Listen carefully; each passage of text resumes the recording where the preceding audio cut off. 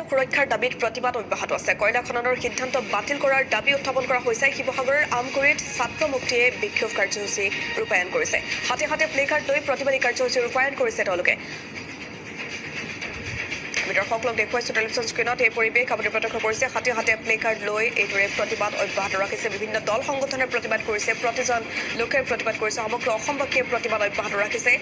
Social মিডিয়াত ব্যাপক আলোড়নৰ সৃষ্টি হৈছে, প্ৰতিবাদৰ জোৱাৰ উঠিছে। কয়লা খননৰ সিদ্ধান্ত কেন্দ্ৰীয় চৰকাৰে যাতে বাতিল কৰে এই দাবী সকলোৱে উত্থাপন কৰিছে। দিহিং পাটকাই বৰ্ষাৰণ্য সুৰক্ষাৰ দাবীত প্ৰতিবাদ আৰম্ভ হৈছে ৰাজ্যজুৰি। এই সন্দৰ্ভত সেই স্থানৰ পৰা শেহতীয়া পৰিৱেশ দেখুৱাব আমাৰ সাংবাদিক নৱনীতা গগৈয়ে। হয়, যি সময়ত লকডাউনে সৰ্বসাধাৰণৰ জীৱন যাত্ৰা ব্যাহত কৰিছে, সেই সময়তে চৰকাৰৰ কেইটামান হঠকাৰী সিদ্ধান্তই এতিয়া সৰ্বসাধাৰণ ৰাইজৰ লগতে দল সংগঠনসমূহক ক্ষোভিত কৰি তুলিছে। আৰু মই বৰ্তমান উপস্থিত আছোঁ আমগুৰি চামগুৰিত। আৰু এই আমগুৰি চামগুৰিত আজি ছাত্ৰ মুক্তিৰ লগতে আৰু কেইটামান সংগঠনে তেওঁলোকে চৰকাৰৰ কেইবাটাও হঠকাৰী যি সিদ্ধান্ত, সেই সিদ্ধান্তৰ বিৰুদ্ধে তেওঁলোকে প্ৰতিবাদ সাব্যস্ত কৰিছে। আৰু পোনপ্ৰথমে এই মুহূৰ্তত সামগ্ৰিক পৰিৱেশটো দেখাবলৈ অনুৰোধ কৰিছে। আপোনালোকে দেখিছে তেওঁলোকে হাতে হাতে প্লে কাৰ্ড লৈ এই মুহূৰ্তত কেইবাটাও আচলতে ইছ্যু লৈ তেওঁলোকে এই প্ৰতিবাদ সাব্যস্ত কৰিছে। দেখিছে লেখাপানী বনাঞ্চল, দিহিং পাটকাই বৰ্ষাৰণ্যৰ বনাঞ্চলৰ যি কয়লা অবৈধ মুক্ত খননৰ যি সিদ্ধান্ত, সেই সিদ্ধান্তৰ বিৰুদ্ধে এই মুহূৰ্তত দেখা গৈছে ছাত্ৰ মুক্তিৰ লগতে কেইবাটাও সংগঠনে তেওঁলোকে প্ৰতিবাদ সাব্যস্ত কৰিছে। আৰু অসমৰ যিখন আচলতে সম্ভাৱনাময় 8খন যি তৈলক্ষেত্ৰ, সেই তৈলক্ষেত্ৰৰ যি ব্যক্তিগতকৰণৰ সিদ্ধান্ত যি মোদী চৰকাৰে ইতিমধ্যে লৈছে, সেই সিদ্ধান্তৰ বিৰুদ্ধে তেওঁলোকে প্ৰতিবাদ সাব্যস্ত কৰিছে। আৰু আচলতে এই মুহূৰ্তত এইকেইটা দিনত চৰকাৰে যি আচলতে প্ৰকৃতি আৰু জৈৱ বৈচিত্ৰ্য বিৰোধী যিসমূহ সিদ্ধান্ত লৈছে, সেই সিদ্ধান্তসমূহৰ বিৰুদ্ধে এই মুহূৰ্তত তেওঁলোকে প্ৰতিবাদ সাব্যস্ত কৰিছে। কি ক'ব এই মুহূৰ্তত কি আহ্বান জনাব? মই আমি ছাত্ৰ মুক্তি সংগ্ৰাম সমিতিৰ লগতে আমাৰ কেইবাটাও সংগঠনে আজি প্ৰতিবাদ সাব্যস্ত কৰিছোঁ। যিহেতু মানৱ জাতিৰ হৃদপিণ্ডস্বৰূপ দিহিং পাটকাইক অবৈধ কয়লা খননৰ বাবে অনুমতি দিছে। যিহেতু আমাক কয়লা নালাগে, এইটো সময়ত আমাক প্ৰয়োজন হৈছে অক্সিজেনৰ। এতিয়া দেখা গৈছে যে বিভিন্ন সংবাদ মাধ্যমে, বিভিন্ন সংগঠনে, বিভিন্ন ছাত্ৰ সমাজে প্ৰতিবাদ সাব্যস্ত কৰিছে যে আমাৰ দিহিং পাটকাইখন ৰক্ষা কৰিব লাগে। কিন্তু চৰকাৰে যি হঠকাৰী সিদ্ধান্ত লৈছে দিহিং পাটকাইখন ধ্বংস কৰাৰ, তাৰ বাবে আমি প্ৰতিবাদ কৰিছোঁ। লগতে 8খনকৈ লাভজনক তৈলক্ষেত্ৰ অসম চৰকাৰে ইতিমধ্যে ব্যক্তিগতকৰণ কৰিছে, তাৰ বিৰুদ্ধে আমি প্ৰতিবাদ কৰিছোঁ। আৰু ডিপু চৈখোৱাখন যি তৈলখনৰ বাবে অনুমোদন দিছে, তাৰ বিৰুদ্ধে আমি প্ৰতিবাদ কৰিছোঁ। আৰু লগতে লেখাপানী বনাঞ্চলটো তেওঁলোকে ধ্বংস কৰাৰ যি ষড়যন্ত্ৰ দিছে, আমি তাৰ সম্পূৰ্ণ বিৰোধিতা কৰিছোঁ। মেৰুদণ্ডহীন সদানন্দ সোণোৱালে এই হঠকাৰী সিদ্ধান্তক আমি ছাত্ৰ মুক্তি সংগ্ৰাম সমিতিয়ে তীব্ৰ ধিক্কাৰ জনাইছোঁ। আমি দাবী জনাইছোঁ যে ডিপু চৈখোৱাখন ৰক্ষা কৰক, দিহিং পাটকাইখন ৰক্ষা কৰক, লাভজনক তৈলক্ষেত্ৰ অসমৰ সম্পদ হিচাপে অসমত ৰাখি থওক।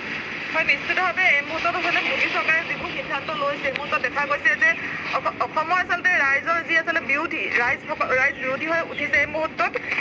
মই আৰু কেইবাটাও সংগঠনৰ ইয়াতে নেতা আছে, তেওঁলোকৰ সৈতে কথা পাতিম। যিহেতু এই মুহূৰ্তত মোদী চৰকাৰে যিসমূহ আচলতে প্ৰয়োজনীয় কথা, এই প্ৰয়োজনীয় কথাবোৰ বাদ দি অসমৰ ৰাইজক আচলতে সন্মানত আঘাত সানিব পৰা, অসমৰ ৰাইজৰ হৃদপিণ্ডত আঘাত কৰিব পৰা কিছুমান সিদ্ধান্ত লৈছে। কি ক'ব এই মুহূৰ্তত? হয়, এই কৰোণাৰ যি জটিল সন্ধিক্ষণত এই বিজেপি নেতৃত্বাধীন কেন্দ্ৰীয় চৰকাৰখনে যি অসম গৌৰৱ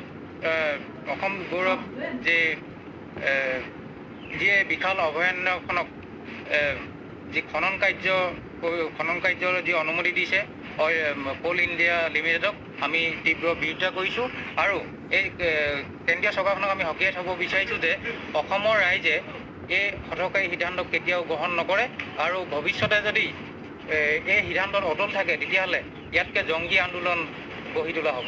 হয়, নিশ্চিতভাৱে এই মুহূৰ্ততে দেখিছে কেইবাটাও সংগঠনে প্ৰতিবাদ কৰিছে। আচলতে দিহিং পাটকাই পুখুৰী যি কয়লাৰ অবৈধ খনন, যি আচলতে 8খন তৈলক্ষেত্ৰৰ যি ব্যক্তিগতকৰণৰ যি সিদ্ধান্ত, সেই সিদ্ধান্তৰ বিৰুদ্ধে এই প্ৰতিবাদ সাব্যস্ত কৰিছে। কি ক'ব?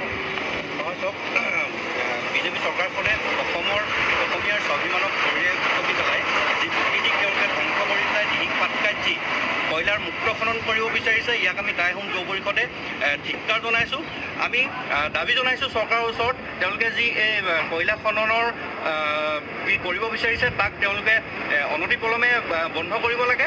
আৰু যি আমাৰ অসমীয়াৰ জৈৱ বৈচিত্ৰ্য, তাক ৰক্ষা কৰিব লাগে। আৰু তেওঁলোকে যি ডিব্ৰু চৈখোৱাত যি 8টা স্থানত যি অইলৰ তেল খনন কৰিবৰ কাৰণে তেওঁলোকে অনুমতি প্ৰদান কৰিছে, ইয়াকো অনতিপলমে আমি বন্ধ কৰিবৰ কাৰণে দাবী জনাইছোঁ। ইয়াৰ অন্যথা কিন্তু আমি অসমৰ গাঁৱে ভূঞে কিন্তু আমি বৃহৎ গণতান্ত্ৰিক আন্দোলনৰ কাৰ্যসূচী ল'বলৈ কিন্তু বাধ্য হ'ম। হয়, নিশ্চিতভাৱে যিটো আচলতে অসমখনক শুৱনি কৰি ৰখা অসমীয়াৰ যি স্বাভিমান, ডিব্ৰু চৈখোৱাকে আদি কৰি দিহিং পাটকাই বুকু যি মুক্ত খনন, ইয়াৰ বিপৰীতে আৰু আচলতে যি 8খন তৈলক্ষেত্ৰ তেওঁলোকে যি ব্যক্তিগত কৰণৰ সিদ্ধান্ততে যি হঠকাৰী আচলতে তেওঁলোকে পদক্ষেপ লৈছে, সেই পদক্ষেপক এই মুহূৰ্তত এই যি সমূহ দল সংগঠন আছে ধিক্কাৰ দিছে।